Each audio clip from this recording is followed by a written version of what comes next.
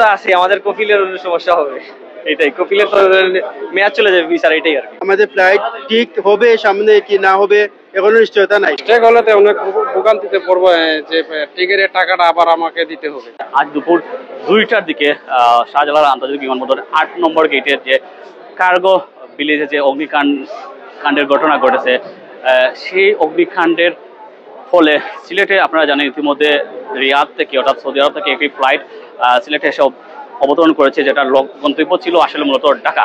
যেহেতু আপনারা জানেন ঢাকার যে এয়ারপোর্ট আছে সেটা আসলে কোনো ধরনের অপারেশন কার্যক্রম চালাচ্ছে না। এর ফলে যত সময় পর্যন্ত না ঢাকার পরিস্থিতি স্বাভাবিক না হচ্ছে, যত সময় সিলেট থেকে কোনো ফ্লাইট উড্ডয়ন করবে না ঢাকার পথে, তো সকল যাত্রীরা আসলে মূলত সিলেট হয়ে ঢাকায় যাবেন, পরবর্তীতে অন্যান্য রুটে যাবেন, তারা আসলে মূলত বিরাট একটা সমস্যায় পড়ে গেছেন। আমরা যদি বলে থাকি দেশের বিমান সেক্টর বা বিমান বন্দরের ইতিহাসে সবচেয়ে বড় যে অগ্নিকাণ্ডের ঘটনা ঘটে গেল আজকে, যার ফলে হয়তো দেশের শত শত হাজার কোটি টাকা ক্ষতি হয়ে গেল, এবং এর ফলে যে আন্তর্জাতিক যে মানদণ্ডে বিবেচনা করা হয় শাহজালাল আন্তর্জাতিক বিমানবন্দরে, সেটার হয়তো খ্যাতি অনেকটাই আসলে ম্লান হয়ে গেল। Sylhet to Dhaka, Dhaka to Saudi. এই মুহূর্তে আসলে আপনি কি জানেন কি সিলেট থেকে কোনো বিমান উড্ডয়ন করতেছে বা না, এখনো কোনো খবর পাওয়া যায় নাই, কিন্তু আমরা এখন যাইতেছি বোর্ডিং এর জন্য, দেখি কি ওনারা কি বলে। এটা তো অবশ্যই, এটা তো থাকবেই। জটিলতা আছে, আমাদের কপিলের সমস্যা হবে, এটাই কপিলের তো মেয়াদ চলে যাবে বিচার, এটাই আর কি। সিলেট থেকে ঢাকা ফ্লাইট ডোমেস্টিক ফ্লাইটে যাব। আমার ফ্লাইট ছিল 8টা 20 মিনিটে, এখন আমার ফ্লাইট তো মিস্টেক হয়ে গেছে। আর ওরা বলছে 12টার দিকে ফ্লাইট হতে পারে, ওখানে আমাদের নিশ্চিত দেয় নাই, অনিশ্চয়তার মধ্যে আমরা আছি। আসলে এই ফ্লাইট যদি আপনারা যেতে না পারেন, বিশেষত আপনি তো ঢাকা হয়ে যাবে। জি, ঢাকা হয়ে যাবে। এর ফলে আপনার যে কোন দেশে কাতার যাবেন? কাতার যাব। এর ফলে আপনার ভিসা কোনো জটিলতা পড়বে কিনা?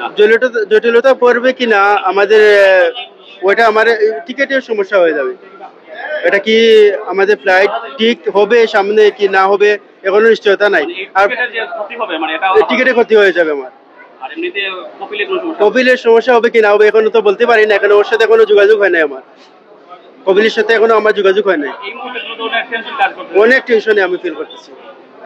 জি, আসলে বাংলাদেশে আসলে আপনারা যে বিশেষ করে রেমিটেন্স যোদ্ধা আছে তারা বিভিন্ন সময় হয়রানি, অনেক সময়, সব সময় আমাদের আসতেও হয়রানি হয়, যেতে সময় হয়রানি হয়। আমাদের কোনো সময় আমাদের কোনো একটা গার্ড নেই আমাদের। আসলে ঢাকার মতো একটা সিকিউর জায়গায় আসলে অগ্নিকাণ্ড ঘটলো, তাও প্রায় 6 ঘন্টা ধরে। জি, অনেক সময় গেছে, প্রায় 7 ঘন্টা হয়ে গেছে, এখনো কোনো আমাদের নিশ্চয়তা দেয় নাই যে আমরা ফ্লাইট হবে। এখনো কোনো কিছু জানা নেই, ওরা বলছে আর 1 ঘন্টা পরে জানাবে ফ্লাইট যাবে কি না।